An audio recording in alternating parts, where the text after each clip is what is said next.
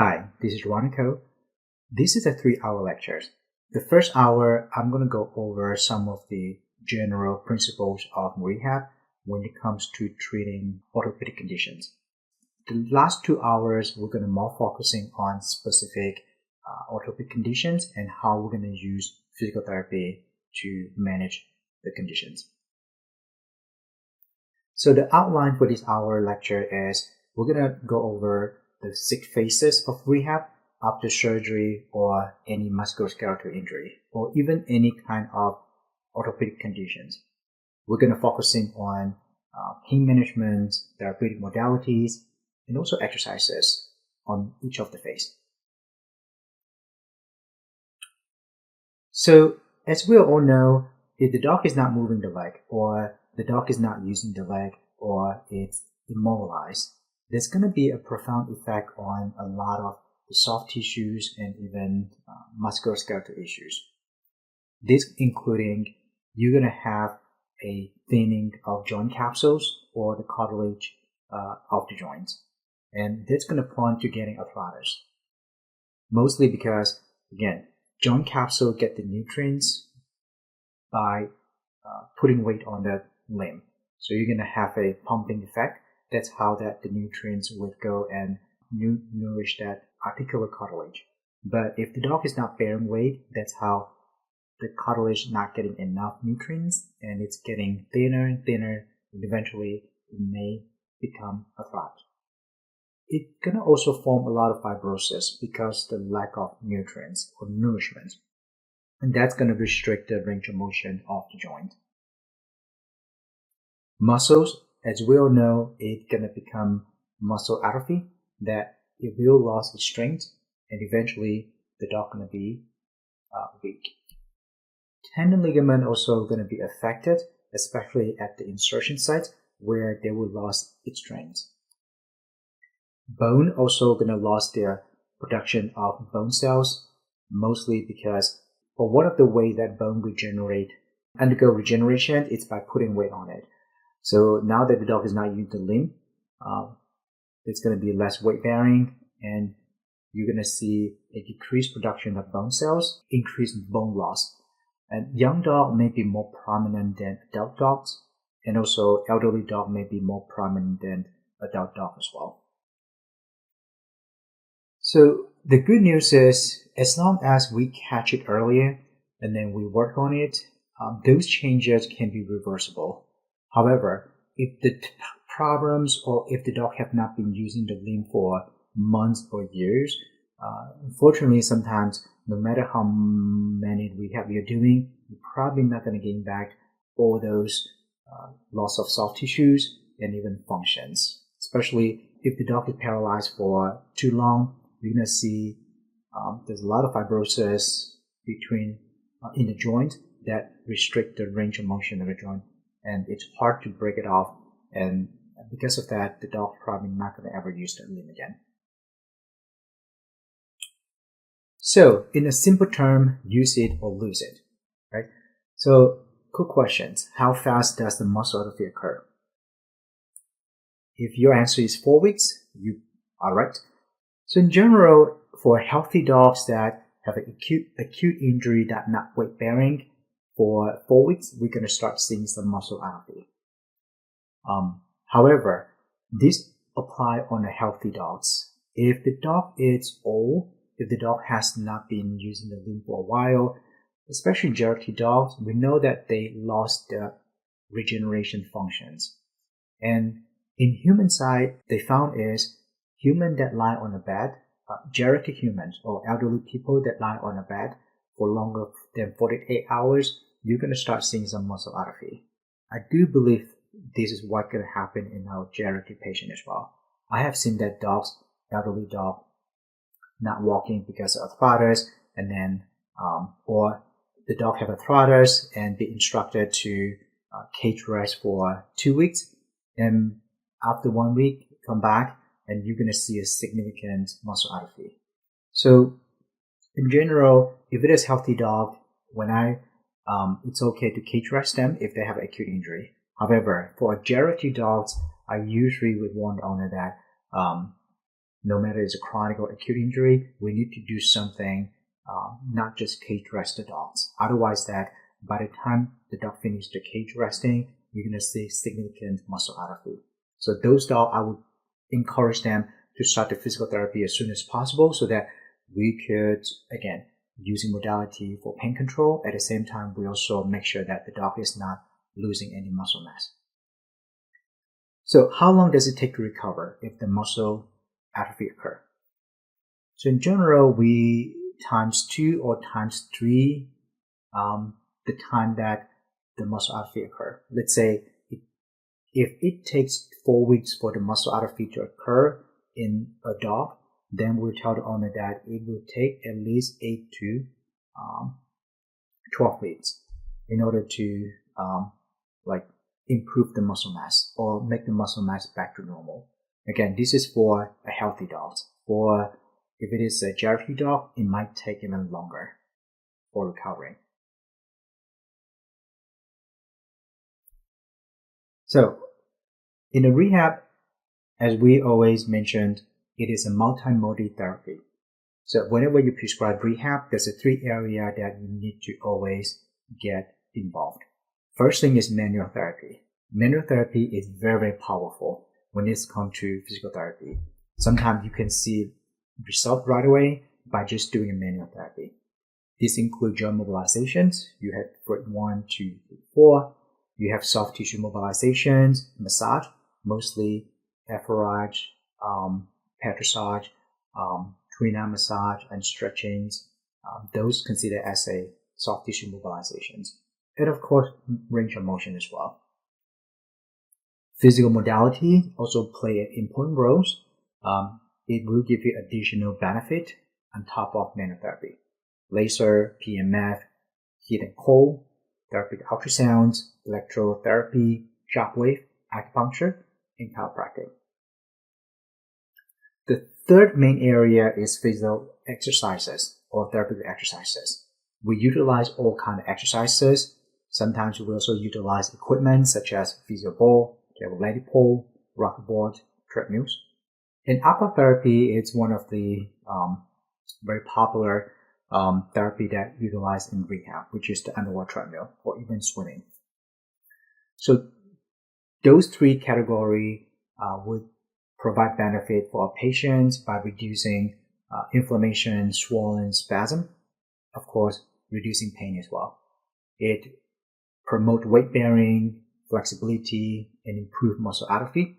It also trains for proprioception, balancing, strength, endurance, and prevent injuries. There's no one-size-fits-all solutions. So there's really, each patient is very, very unique. Even though you have all the knowledge of rehab, so when you treat the same disease on the different patients, you might have a totally different therapy plan or exercise plan. So make sure just don't give out the exercise plans without examining the patient. So you need to examine the patient carefully so that you know what you need to deal with. Now let's go to the 6th phase of rehab. And this is a 6th phase that once you understand the principles, you can easily apply for a lot of orthopedic and neurological conditions, which include post-surgery, acute injury, osteoarthritis, tendinopathy, or IVDD, or any myelopathy. Phase 1 is 0 to 2 weeks. This is the inflammation stage where we need to focusing on relieving inflammation and pain control. Phase 2 is 2nd week up to 4th week. We want to train for range of motions and weight bearing. 3rd phase is 4th week up to 8 weeks. That's where we will more focusing on proprioception and strengthening. The phase 4 is endurance phase between 6 and 12 weeks. Phase 5 is more than 12 weeks where we will train the dog to do control functional activities. And phase 6 is more than 18 weeks. That is more of a sport-specific reconditioning. So 1 to 3 probably is the most that you're going to deal with. 4, 5, 6 is those patients or owner have a 4, 5, 6 is the phase that dogs have a specific job. Maybe a working dog, maybe an agility dog, dogs that have to compete, or the owner specifically asks for endurance, or maybe they want the dog go back to competitions. Okay. So anyhow, we were focusing on phase 1, 2, and 3 because this is a phase that, like I say, most of the patient that coming to you, it's among phase 1, 2, or 3. 4, 5, 6 is more for athlete or sport medicine. So for 4, 5, 6, I do recommend that you go back to Dr. Baker's lectures, where she taught about like sport medicines and athlete. So those are the lecture that would really benefit for 4, 5, 6 phases. One thing to keep in mind is those phases is a dynamic process, so they can overlap. Or some of the exercises that we do, they kind of overlap phase 1 and 2, phase 2 and 3, and phase 3 and 4. Okay? So there really no one exercises that will only stay on one phase. Most of the exercises kind of cover 2 phases. But we were focusing on what are your main goals in this phase so that you would select your exercises a little bit more careful. Now, before any kind of rehab, we all know that we need to do a very good assessments. There's 2 main assessments that we need to make sure you have that as a baseline. Passive assessments such as muscle mass or muscle circumference, and also range of motions. Either you palpate the range of motions or you measure the joint angles. Active assessments, including posture, look at how the dog's standing or sitting. Are they sitting square? When they're standing, do you see any kyphosis? Do you see any scoliosis? If the dog's shifting body weight more on the front leg, on the back leg. So those are the posture that will give you a lot of information. Gait, we talk a lot about gait in the gait analysis lecture. So we look at how the dog walk, how the dog trot. Some of the abnormal gait is like crabbing walk and also pacing. Those are considered as the abnormal gait. If you see that, that means that the dog, it's not normal gait, and then you need to figure out what causing that abnormal gait. You also need to do some functional tests, have the dog do sit to stand or vice versa. So you could see the transition from sitting to standing or from standing to sitting to see if the dog having any trouble doing it. Same thing with from lying down to standing or lying down to sitting or standing to lying down. Okay. And sometimes I also do some turning like circle, either it could be a circle, it could be a figure, and to see how the dog can navigate a tight turn. If the dog could not navigate a tight turn, that means that they may have some weakness on the lateral muscle, or they may have some CP deficit. Side stepping, it also helps them to see if they have any CP deficit or if they have any strain on the lateral muscles. So those are the assessments will be very, very helpful for you to design what exercise that you want to train for the dogs. Once you have all the findings, then you can set your goals and formulate your plan. You have to set a reasonable goals. In general, we will set a short-term goals and a long-term goals. For example, this table showing you is the dog just have TPLO surgery. So for TPLO surgery, the short-term goal is that within 4 weeks, I want the dog to sit, have a normal sitting posture. I want the dog to have a normal range of motion, normal flexibility, and also have a full weight bearing. And again, in 8 weeks, the dog have a symmetry walking gait and gradually return to off-leash activities, and then owner also independent in home exercise plan.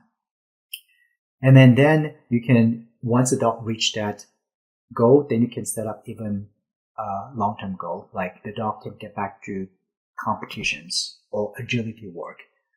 So those are the things, those are the goals that you need to set before you plan your exercises. If the goal is too long for 4 weeks or 8 weeks, sometimes I just make weekly goals or every 2 weeks. Most commonly, I use that for IBD dog. post-hemilaminectomy. So if the dog doesn't have deep pain, then my short-term goal is I want to gain back the deep pain within 1 or 2 weeks. Ideally, right? Because the longer you lost the deep pain, the less likely the dog going to get back and walk or gain back the motor functions. So in those patients, I would do whatever I could, acupuncture, toe pinchings, assisted standing. So hopefully we gain back the deep pain within a week or 2. And after that, then I would set another short-term goal.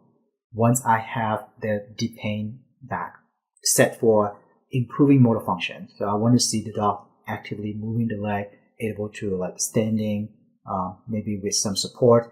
And once I reach the goal, then I would like move forward for my third goal. So this is how that I would set for my goals. There's really no consensus how you need to set your goal. It's really based on the clinical sign the patient has and also how the disease progresses. We also need to know the prognosis so that you can discuss with the client. For example, for the same dog, if it doesn't have deep pain, if 2 weeks later, 4 weeks later, if there's no deep pain, then you would expect the owner to understand that, hey, if we don't gain back deep pain, the dog most likely not going to get back and walk.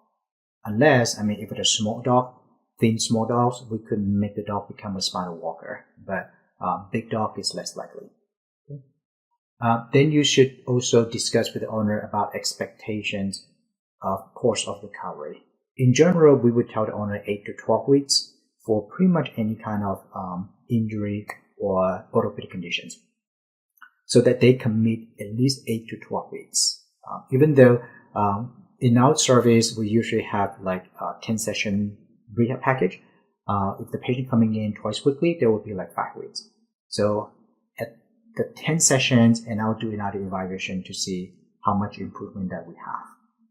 And then after that, we talk to the owner, hey, the dogs get better. Why don't we do another 10 session? There will be another 5 weeks. So it gives me total of 10 weeks. So that would be, I would expect that the dog would recover if it is not a chronic condition. And every time dogs coming in, I always reassess them to make sure the treatment protocol is effective. If it is not effective, then you always need to adjust that. Okay?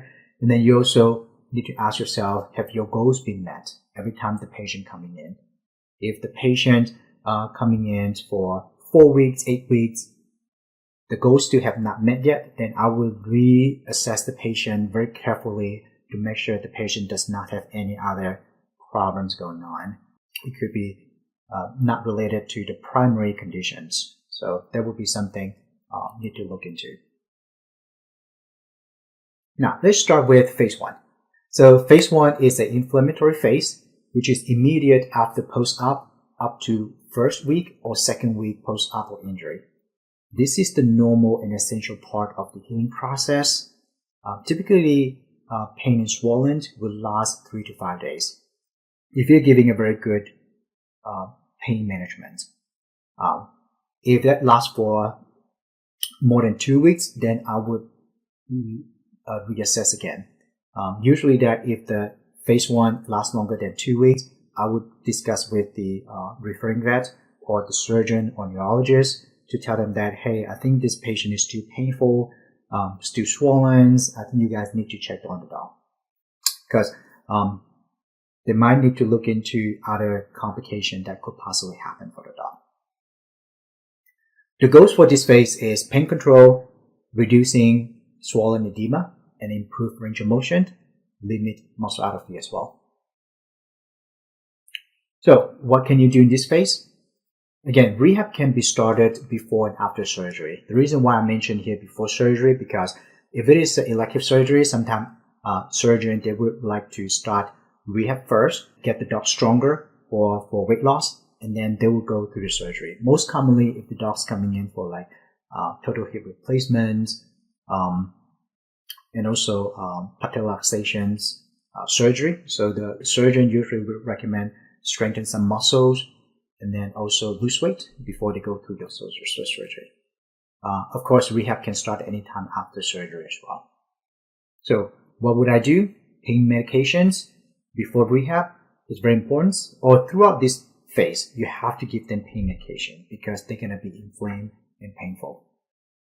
Of course, sometimes I would give a little bit more pain med before rehab just so that they're not painful and they can like receive that rehab therapy better.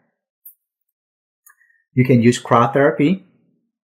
The reason behind it is because the vasoconstriction that help to reduce inflammations and also circulations and swelling. You can use that every 4 to 6 hours or even every 8 hours. This is time that I would definitely recommend acupuncture, laser, or tension unit for pain control. Acupuncture is one of my top choice because it's not only good for pain, it also helps to improve circulation that would help to reduce edema. And acupuncture has found that it has anti-inflammatory benefit. So acupuncture would be one thing that I highly recommend. Laser is another modality that I utilize because, again, it's not only good for pain, swelling, and also wound healing as well. TENS unit, you can use that on the local area to provide like a adjunct analgesic effect or a better pain control.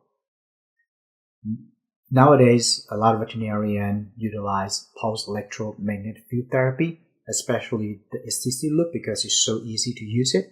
We just tell the technician to use it 3 times a day in the ICU so that they can get a pretty good pain relief on top of pain medications. You can do massage, range of motions, gently stretching 3 times up to 4 times a day. So at this phase, everything you have to go gentle and slow.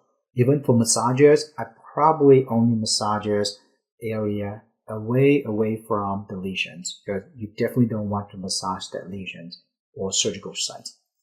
Let's say if the patient has elbow pain, I probably would massage like trapezius, rhomboideus, or the neck muscles, or then go slowly down to the triceps and deltoids. And I would not go further down there, touching the elbows. Same thing if the patient have tibialis, the area that I would massage is the lower lumbar area, glutes, and maybe upper portions of the hamstrings and quads, and that's all. Okay. And then same passive range of motion, same thing. You want to go as if the patient can tolerate, you can just do it for like 10 to 15 reps.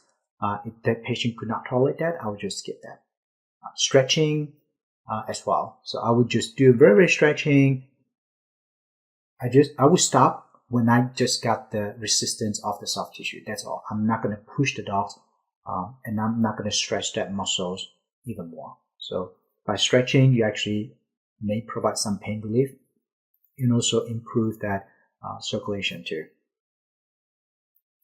Therapeutic ultrasounds utilized for swollen.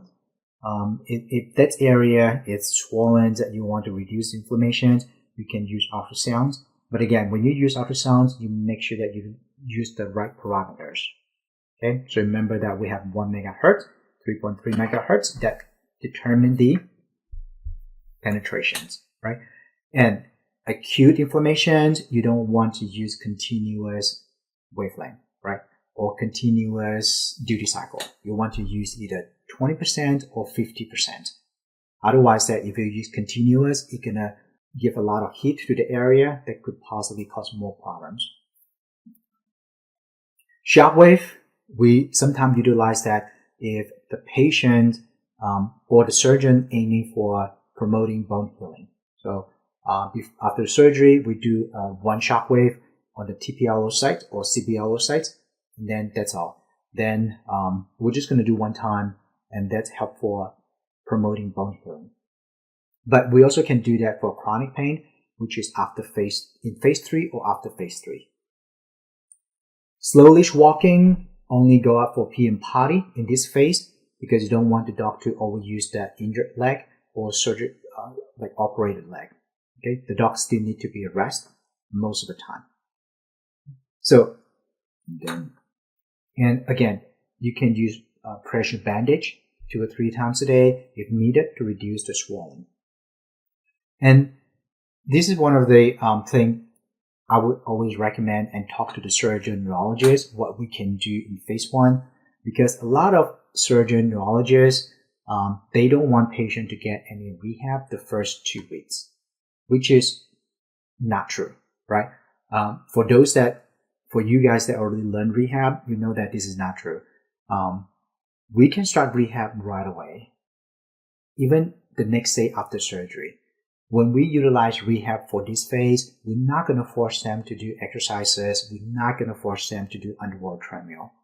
This is what a lot of misconceptions about rehab when it comes to post-operative patients. So this is the thing that we utilize to reduce inflammation and also like maintain the range of motions and prevent muscle atrophy. So the sign of inflammation should be used to gauge the end of this phase. Let's say 5 days later, when you touch the skin, the lesion side, there's no more swollen, there's no more heat, there's no more pain, then you can go to phase 2. You don't have to stay in this phase for the total 2 weeks. You can always cut it short if the patient feels better and then move to second phase. Amount of time for each phase is just for, suggestions. Okay, you always can change it. You don't have to stick with 2 weeks in this phase. Now, let's say that the patient's feeling better. There's no more inflammation, no more pain. The swelling is better. Then again, you can go to phase 2. Even sometimes that if I think the patient pain under control, even though they may have some mild pain, I will go to phase 2 because phase 2 training for weight bearing, a lot of time that dog bear weight, it will also take off the pain even more. Okay. So putting weight on the leg actually would help to speed up the healing process for certain injury and certain orthopedic problems. So this is the second and fourth week of surgery or injury. Again, we started it as soon as inflammation has subsided. This phase, we want to improve joint mobilization and also weight bearing. For the goals, we continue for pain and swelling control. We want to improve range of motions to more normal state. More importantly, we want to start training the dog to bear weight. So initially, you're going to see some toe touching weight bearing. By the end of this phase, you want to see a consistent weight bearing at walking. Then you can go to phase 3. So what can you do in this phase? So second phase, we no longer need cryotherapy, right? So we want heat therapy that vasodilate the lesions, getting more blood flow so that it could heal up the wound quicker. And heat therapy also warm up the muscles that can get the dog ready for exercises. We can do massaging, range of motion, stretching, a little bit more, 3 times up to 4 times a day. You can continue with acupuncture, laser, and TENS unit. You can use it once a day if the patient's still hospitalized, or you can use it anytime patient that come in for rehab. PEMF, you can send it home to the client to do it at home, or when the patient coming in for rehab, you can always do that as well. If the area is still kind of swollen, you can use ultrasound, or if you want to warm up the muscles instead of reducing the swelling, then you can also use ultrasound as well. As we mentioned, ultrasound can penetrate, the heat from ultrasound can penetrate deeper, so it's very good for deep tissue heat therapy. If the dog's still not bearing weight, then you can consider using NMES, which is e-stim that help to contract the muscles to prevent muscle atrophy. We use that once a day or every other day. At this time, dog also can do some slow leash walking, but I usually don't do more than 5 minutes, 3 times or 4 times a day. Therapeutic exercises can be started, which we'll talk about that later, what exercises would benefit to train weight bearing. And also hydrotherapy after the suture is removed or after the wound is healed. You can do it here. I say once a day is actually not correct. I usually don't do hydrotherapy once a day. I usually do it once a week or twice a week, and that's all. Okay. And after exercises, you can always end with massage or cryotherapy, and that's going to help to relax the muscle, reduce spasms, and also prevent what we call the delayed onset muscle soreness, DOMS. If you remember that you have learned that before, okay? So cryotherapy massage is very effectively preventing DOMS. Now, we're going to talk a little bit more about exercises, but before that, I'm going to go over some of the principles of exercise programs. You probably already learned that from Dr. Huntingford's lectures, but I'm going to give you a quick review. There's a couple principles of exercises program, including first, you have to know what is the underlying pathology that affecting the exercises or affecting the function of the patient. And then, as we mentioned, you need to set up your exercises based on your long-term and short-term goals. Patient compliance is very important. So one exercises, maybe the dog would like it, but for the dog that doesn't like it, you can always adjust it or change it. So don't just give out exercises and have the owner to do it. You need to also get a feedback from the owner to see how the dog can do it. Owner would tell you that, oh, my dog love it and love the exercises, and that's fine. If the owners tell you that, oh, the dog hate it, I try to do anything, try to force the dog's not doing it, then you know that there's a poor patient compliance, so you need to adjust the exercises accordingly. Same thing that owner compliance and finances as well. Home exercises is very, very important for your patients. Don't just tell the owner, rely on coming to your facility to do rehab. They have to do some home exercises, even though just one. I know that some owner, they have trouble doing it. They don't have the time to do it. But I would tell the owner that it's very important that at least you do 1 or 2 exercises 2 or 3 times a week, and that's all. That's all I ask for. Owner would do it, but once they get used to it, they would willing to do a little bit more exercises over time. So the compliance of our owner is important, and then it also needs to be educated as well.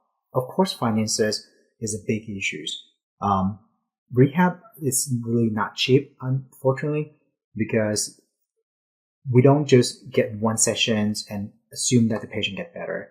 It usually is 1 session a week or 2 sessions a week for a total of 5 weeks. So if you charge, like us, we charge more than $100 per session. So when you add up, it's going to be very costly. So this is finances is another thing that you need to discuss with the client and make sure they understand that. Continue with the principles. Exercise should not be pain.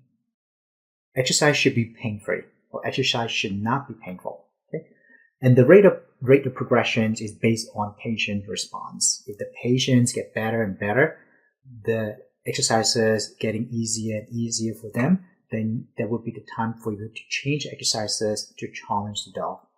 Either you want to increase the intensity, durations, or frequency. Okay? And for all kind of exercises, you want to make it as a game rather than therapy, because you want them to interact with you rather than they feel like you're forcing them to do the exercises. Okay?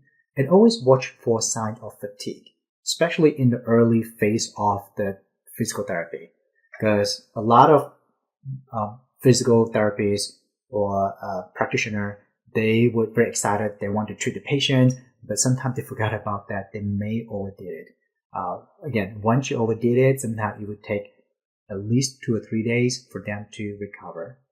So watching for fatigue sign is very important.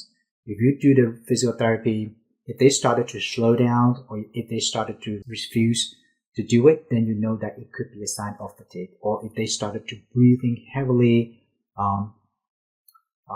the muscle no longer contract, then you know that it's a sign of fatigue. Then you have to stop. So next is the component of exercise program. This is the component that I think Dr. Huntingford she had covered in her lectures before. So exercise, there's a lot of exercises, different exercises train for different things. You train for weight bearing, balancing and proprioception, strengthening, flexibility, or stretching. You train for endurance, which is train for cardiovascular those exercises considered as a cardiovascular exercises, or exercises specifically for training canine athletes for conditioning or improve the power, which is the strength plus speed, and also sport-specific exercises too. There are a few rules of exercises. One is that always work within the animal's comfort zones and increase gradually. Always start low and work up with repetitions, or frequency or durations. As the patient improves, you can change to more challenging work. Like I mentioned, you can adjust the intensity, durations, and frequency. Do strength training 3 to 5 times weekly. So you want to alternate your training schedule. If I do strengthening exercises today, the next day I'm probably going to do endurance training. Then the following day I'm going to do strength training. So ideally, we also want to give days off as well. If you do exercises 2 or 3 days in a row, I would give 1 day break. Just let the dog do anything that they like to do. Of course, maybe no running, jumping, but just do something that just walking is fine as well. Okay? If the owner insists on doing daily exercises, you want to rotate body parts. You can, one day you do core exercises, the second day you do thoracic exercises, and then the third day you do pelvic exercises. Or again, one day do strengthening work, the other day do endurance work, and the third day do strengthening work. Okay. For all exercises, again, doing stretchings and massage before and after exercises is always will benefit the patient. As I mentioned, it will help to prevent fatigue and also to prevent DOMS. So next, it's again, before we do any kind of exercises, there's a couple of things that you need to keep in mind. I always emphasize this because if you are not doing things correctly, you can possibly cause more damage. First is a good traction of floor. Gym mat, yoga mat, grass, and sand, they are the best floor for exercises because they kind of they're not hard. So when the dog run and jump and do exercises, it does not put too much stress on the joint. Poor floor is wood tile, wooden, because they are slippery. Concrete floor has a very good traction, but they are just too hard. Okay, if the patient have knee pain or elbow pain or arthritis in those two areas, I would be very careful when I do exercises on the concrete because it's going to put a lot of stress on the knee joint and the elbow joint. Again, if they're slippery, then you can always look into equipment that help to prevent slippery. Soft booty. This is the easy paws or the rubber paws, and this is the toe grip.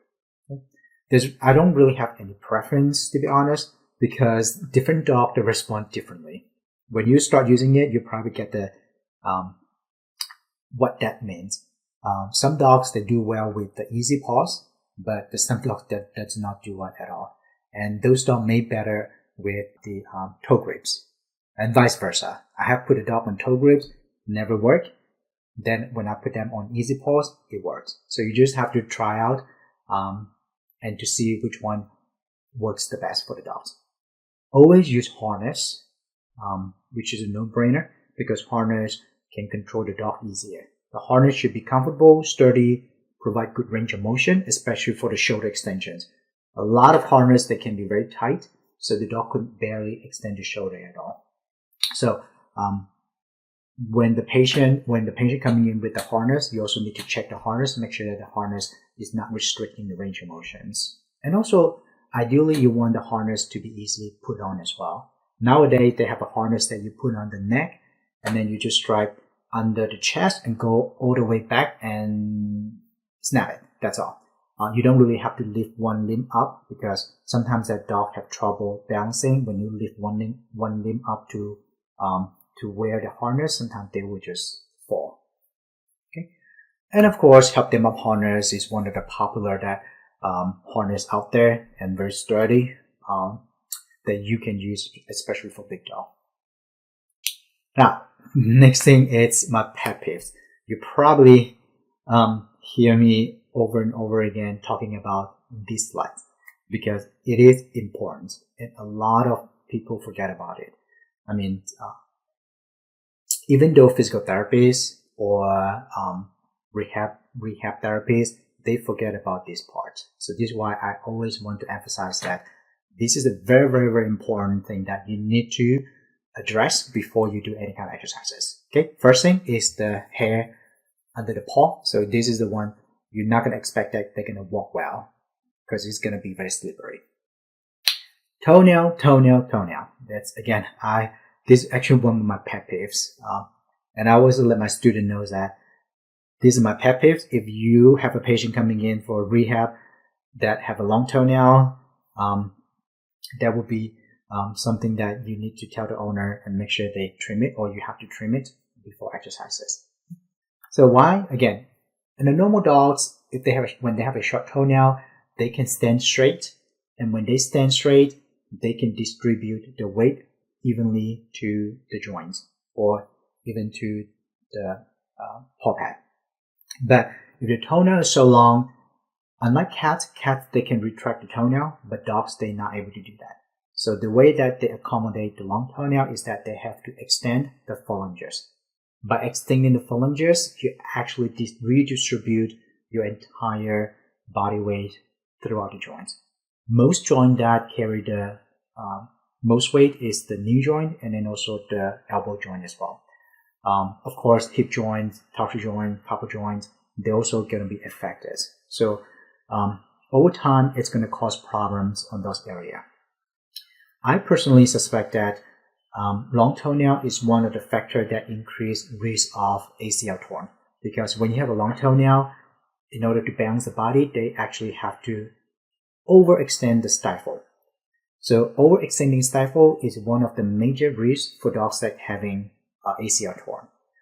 So especially that if the dog have a long toenail and the dog run and jump and make it turn, I can guarantee that the dog gonna torn the ACL very soon. So now once we get everything ready, the next step is we can start doing some exercises. So again, we are in phase 2 where we want to train for weight bearing. So what exercises good for weight bearing? First thing, weight shifting is always good for training or increasing weight bearing. So we can do weight shifting on the hind limb. You can rock it left and right, back and forth. If it is front limb, you can just push the shoulder or push the scapula. You can also do happy butt rub dance. When you rub the butt, they will kind of wiggle. That's going to force them to do weight shifting. Okay.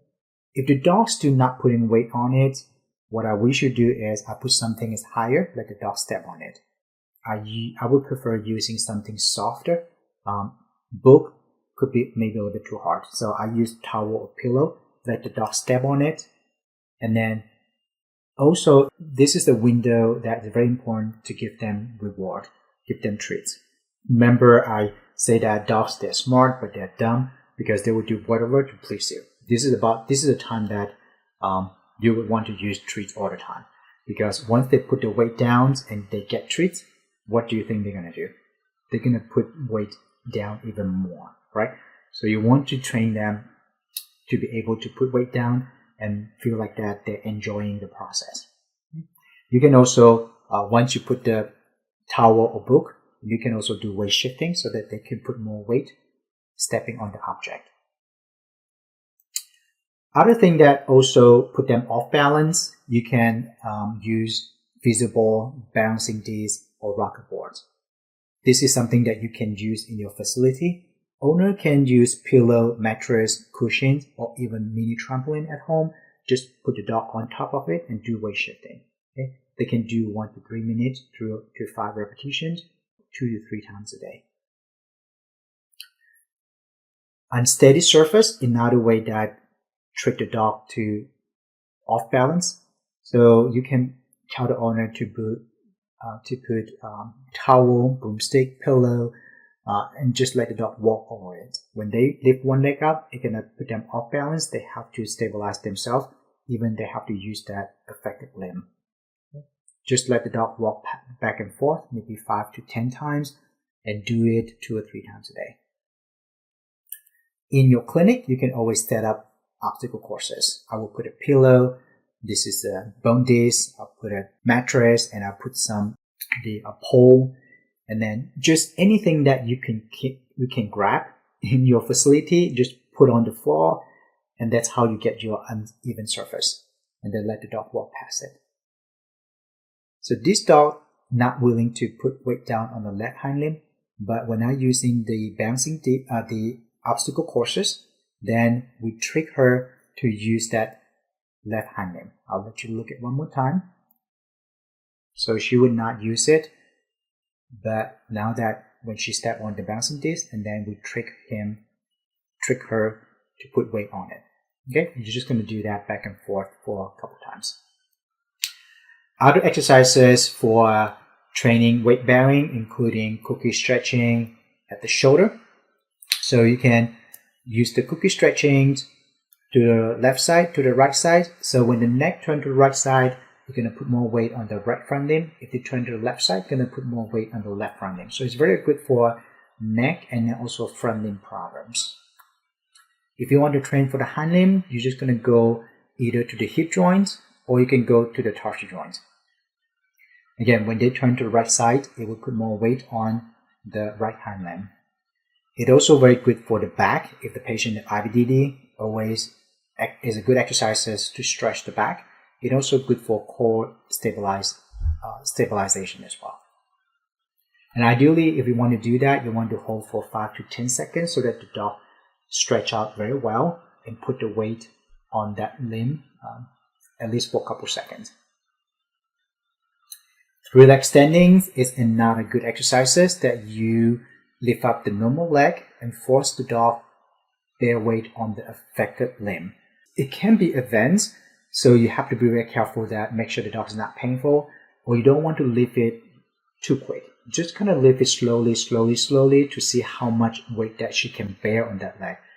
If she starts crying, that means that's too much. Then you might want to stop these exercises. If they get better, then you can always use what we call the diagonal weight bearing. So you just lift the diagonal limb, let the dog stand on 2 limbs.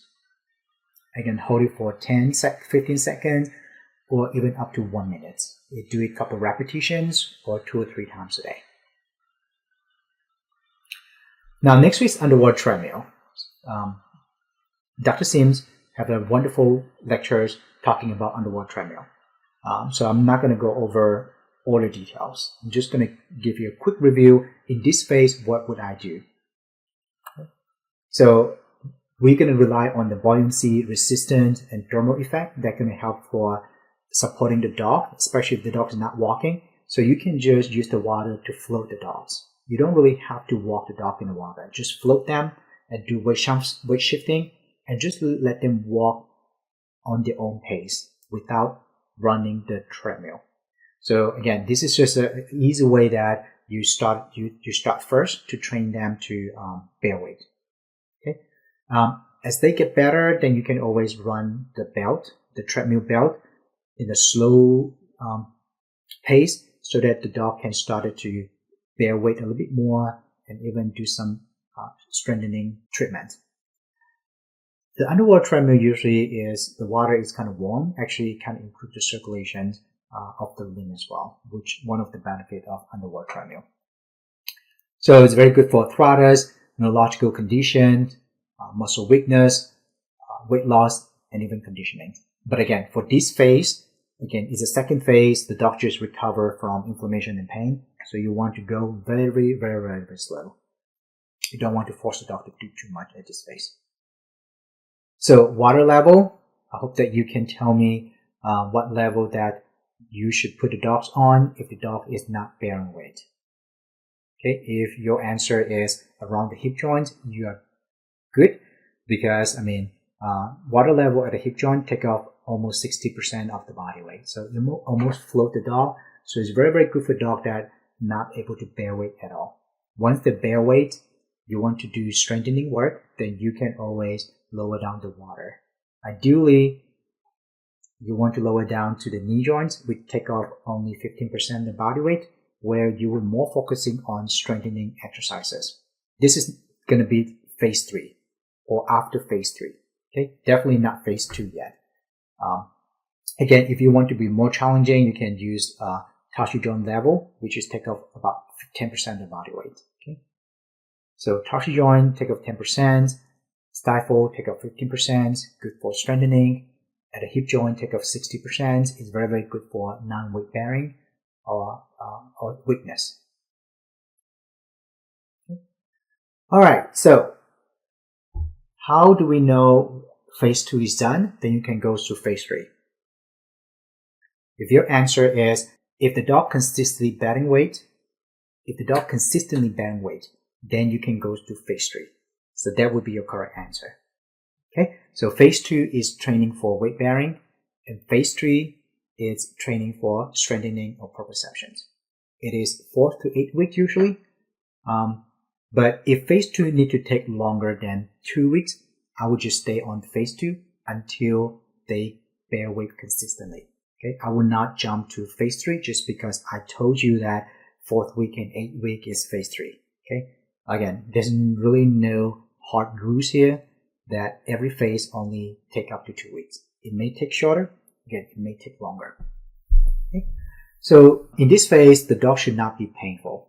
Sometimes that for chronic conditions, they may still have some mild pain. That's okay, but ideally, I don't want them to be painful when they're doing strengthening work. Okay? Most of the time, we can combine exercises in phase 2 and slowly transfer to more strengthening work. The goal is to strengthen muscles of the affected limb and also improve proprioceptions. And usually, I would reassess these patients just to make sure that they're not painful or what pain level they are. I may measure the joint angle and might measure the circumference again, just to get a baseline before I started the strengthening work. So what rehab you would want to do in these patients? Again, you can continue doing HIIT therapy before exercises, help to warm up the muscles. You can continue doing massage, range of motion, and stretching. But those are the things that I usually tell the owner to do at home once a day or before coming in for physical therapy, so that it saves you a little bit of time. Because you only have like 30 minutes and 40 minutes. You don't want to take up like 20 minutes just doing HIIT therapy. Just priming. Those are the things that owner can do at home. You can do acupuncture and laser as needed. You can do shockwave if the patient have chronic pain that is still having pain that could not be resolved with medication, acupuncture, physical therapy. Then I might consider doing shockwave. The dog can still do slow leash walking. You can increase the time from 5 minutes up to 10 minutes or even up to 30 minutes, 2 or 3 times a day. Depends on how active the dog is. You can continue with the therapeutic exercises. I'm going to make it a little bit more advanced. So the 3 areas that you can work on is intensity, durations, and frequency. Hydrotherapy, again, make it more advanced. You can do it twice a week or once a week. Always end with massage and cryotherapy to prevent fatigue and DOMS. So balancing proprioception works, including cavaletti, courses, whip cones, balancing discs, blocks, cushions, or mattress. Let the dog stand on the block or cushion the mattress and do weight shifting, and also let the dog stand on the ball or peanut ball. Okay, anything that could put the dog off balance is actually very good balancing exercises or even proprioception exercises. The one that I like the most for proprioceptions is the cavaletti rail. Okay, it's very good forcing the dog to lift up the limb so that they are aware of the feet placement. That's why that we trained for proprioceptions. It's also very good for range of motions of carpal joints, elbow, stifle, and tarsus. Utilize less range of motion of the shoulder and hip joint though. If the patient have reduced flexion of the shoulder joint or extension of shoulder joints or the hip joints, cavaletti doesn't really do well training for the range of motions, because when dogs step over the cavaletti, they really don't move that shoulder much and the hip joint much as well. So they move very well for the elbow joint, carpal joint, stifle joint, and tarsal joint. How high you should start? If the dog doesn't have, if the dog able to walk better, you can start with the height of the torsal joint or couple joint. If the dog knock over the bar all the time, then you might just put the pole on the ground. So sometimes you just have to like go test for one. If they couldn't do it, then you can either lower it down. If the dog do very well on the torsal joint level, then you can always increase that so that the dog can lift up the limb even more. Okay, but I would not lift up so high to the elbow joint or to the stifle joints, because if the pole is that high, it will force them to jump, not walk over it. Okay, unless the dog is ready to train for jumping, then you can increase that height of the bar up to the like elbow joint level or the torsal joint level. Always provide support if needed, especially that dogs recover from like back injury or IVDD. This is one thing that owner can do at home. One thing nowadays, owner can buy the cavalier at home, buy the cavalier online, Amazon or a lot of websites they sell cavalier. So owner just go ahead to buy it and just instruct them how to use it. Or owner can just be a little bit creative. This is the picture that I found online. They can use the basket laundry and just use a broomstick and just put it whatever level that you want, and just tell the owner to walk the dog back and forth like 8 to up to 15 times. Big dog, you can always use the ladder. As long as the ladder is not too high, then you can let the dog walk back and forth off the ladder. Now, strengthening in proprioceptions.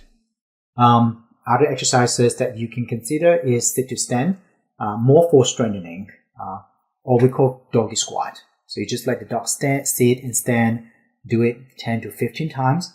When you do it, you need to make sure that the dog is sitting like a normal dog, or we call sitting squarely. If the dog is not sitting squarely, then you have to tuck the feet underneath the belly before they get up. Okay. Sometimes that I will stand next to the feet so that just kind of restrict how they need to sit and stand using my leg, and then just train them sit and stand. And then I will show you when we come to the lab what I mean by that. Okay, but overall, you definitely need to adjust or correct the positions before they stand up. What if the dog having trouble sitting and standing? I have some dogs that is so weak, when they sit down, they would never able to get up on their own. So my trick is you can always use a help them up harness and then use a pillow. So this is a dog that had bilateral FHO, and she was so weak that every time she sit down, she would not be able to stand up on her own. So what I did is I used 3 pillows, let her sit on the pillow, and that's all. And I'm just to train her in these positions. I'm going to have my technician to lure her up. I'm going to do it a couple of times until she's able to sit on the 3 pillows and get up without any problems.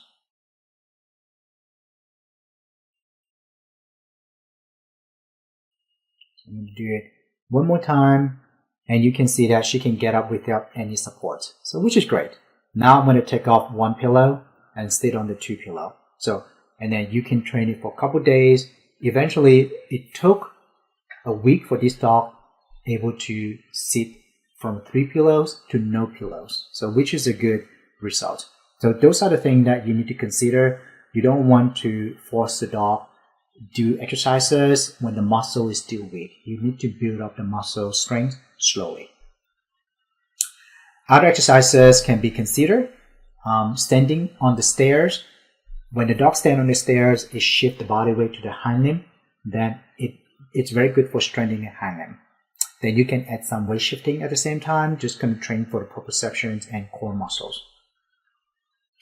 If you want to strengthen the front limb, then you just kind of reverse the patients. The front limb on the floor and the hind limbs on the stairs. Okay, because you're going to force the dog shift the body weight to the front limb. Or you can just do walking up the ramp hill or stairs. So when they walk up the ramp, again, they're gonna use more strength on the hind limb. And also when they step higher level, they need to have a good proprioception. So walking uphill, upstairs, and up ramp, it also very good exercises to train for proprioceptions. Again, this is dog walk upstairs. Again, they have to have a good proprioception in order to step up there. They also have to have a good strength to push themselves walking upwards. If you want to train for the front limb, you just let the dog walk downstairs. Even challenging, you can do dancing, where you lift the dog up and force the dog walking in two limbs. It is very, very challenging. You have to be very careful and make sure the dog is not painful, is not too weak. Instead of actually like standing in front of the dogs, what I usually do is I go at the back of the dog. I kind of support the chest. Basically, I'm kind of hold the dogs from behind and then walk the dog forward at the same time. Like me and the dog walking forward. If I want to walk backward, same time I'm gonna like support the dog from the chest and I'm walking backward. So this is a very good, to me, I can better control if the dog fall. Okay, instead of if you're holding the front leg like that, if the dog fell, there's no way that you can like help them or support them. Okay, just tips for you. If you want to strengthen the front limb, then you can use what we call wheelbarrowing. So again, lift up the hind limb and just let the dog walk forward. Okay, and keep in mind that dancing, you can dancing forward and backward because our hind limb, the dog's hind limbs meant for walking forward, walking backward. But for the front limbs, we only walk forward because front limb does not meant to walk backward itself. Because you can try it. They're still able to do it if you go slow, but a lot of dogs, they don't meant to do that. So you have to be very careful. If the dog only walking to front limb, you only want to walk forward. You don't want to walk backwards because it's going to be very, very challenging. They may fall.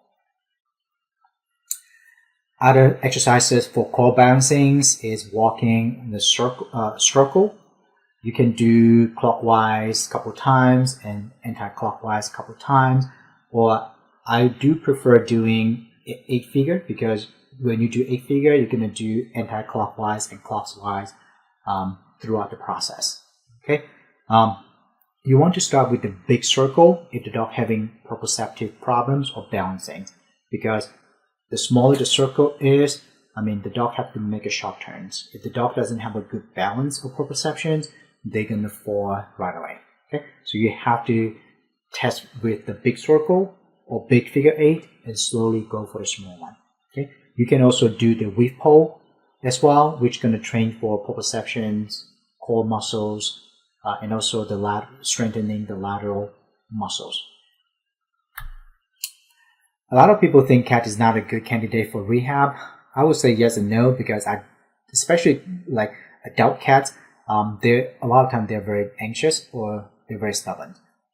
But kittens is the one that I like to work with because they're always very active. They're always very food motivated. This is a cat that I treated a couple of years ago, have a bilateral FHO. This cat was hit by a car, have a fracture of both femur head. So they have to do the FHO. And then after that, we're just going to start to do physical therapy. So you can see me adding different exercises at the same time. So balancing this, good for core muscles, weight bearing, but at the same time, I add a cookie stretching. It make it even more challenging. Because the cat is small enough, you can't even walk around that balancing this. So you just want to challenge them however they could. But the more they do it, the more balance that they're gonna build up. You can see now that she can walk circle without falling. Alright, so phase 1, 2, and 3, that's all it's about. And 4, 5, 6, like I mentioned, it trained for more advanced exercises, endurance, functional activities, and reconditioning. Okay.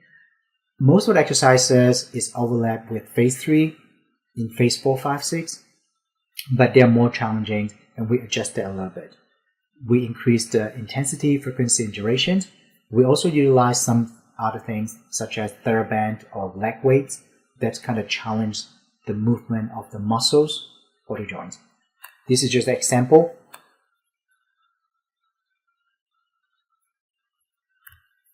So again, I use the TheraBand kind of tie on the torsion joint area. When the dog walk, I'm just going to give some resistance.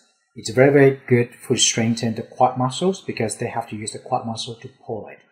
So if you want to strengthen the hamstring, then you're just going to go the other way.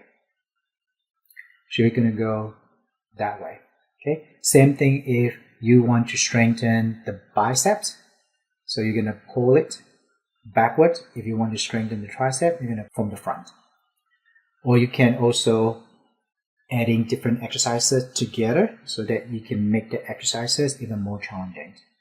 For example, for these dogs, she's ready for challenging, so I let the dog stand on the bouncing in 2 legs.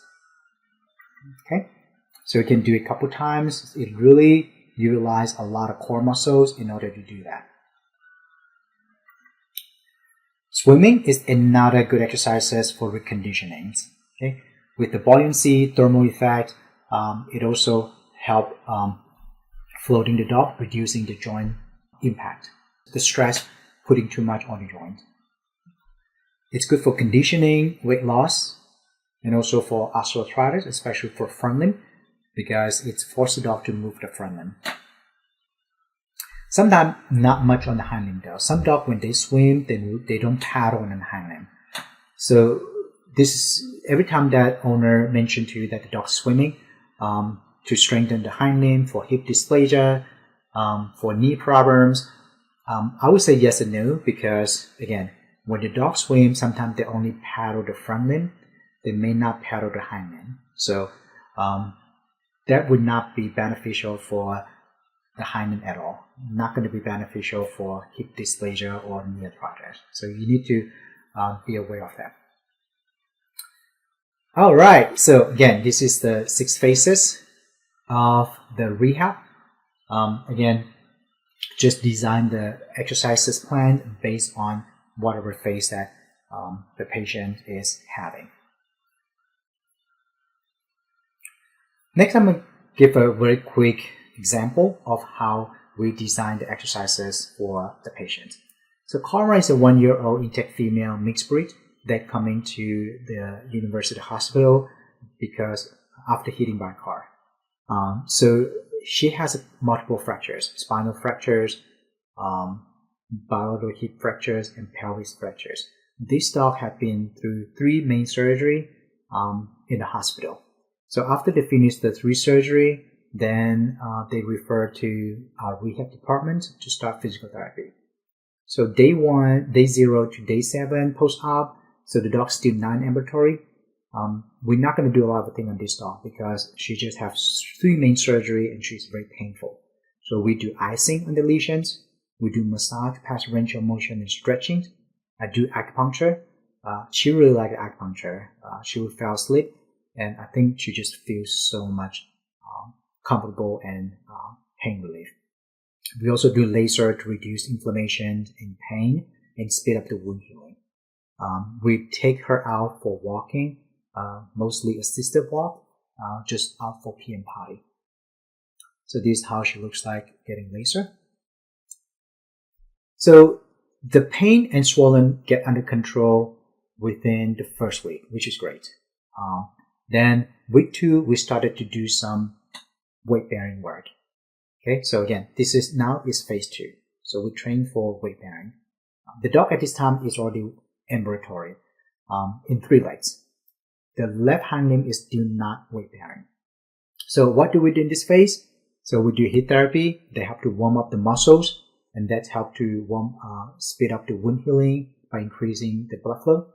We do a lot of massagings, not only the back end, we also do the neck, front leg, and back because she's gonna overcompensate in those areas. We're continuously doing acupuncture, laser, and pulse electromagnetic therapy. Then we started to do some balancing work. I started to do cavaletti because actually that she's put weight a little bit more.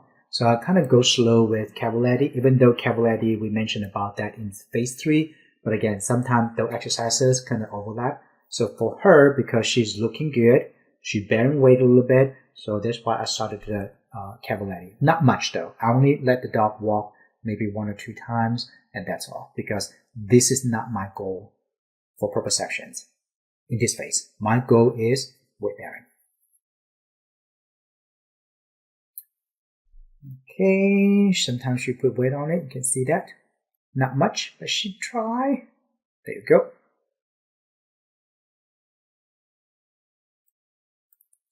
All right, then we're going to more focusing on, again, balancing this. So again, we let the dog stand on the hind limb. We're going to rock her. Okay, she's okay with that, but sometimes that she resists it. Okay, so it's a very, very good balancing because she did put some weight on it. So we're going to do cookie stretchings. Again, that's going to force her to put weight on it. So she actually put some weight. When we correct it, then she's like, oh wait, don't touch me. Then we're going to do it again. And then she put weight. And then now she knows that something is not right. She'll walk away. Then we're going to utilize balance like an obstacle course. She actually put more weight when we do the obstacle courses because we don't have to really mess up with the left hind limb. So this is a video that I showed you just now. So again, she will put weight on it more when she walk over those obstacles.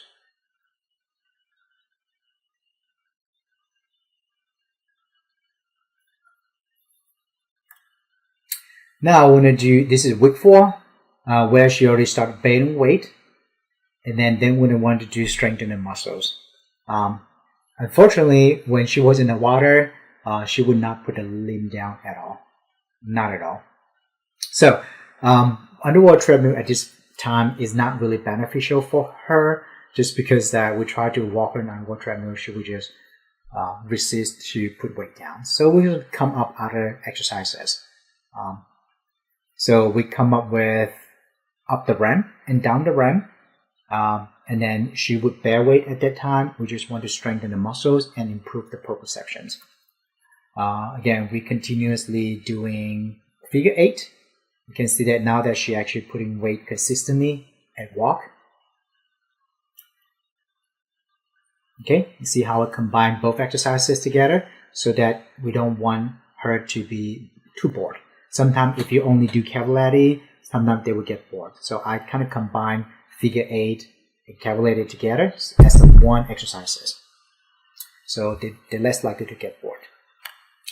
Now, she's walking pretty good with this height. So I'm going to challenge her with a higher height. Oops. So this is actually bar is higher, and then we'll see how she does.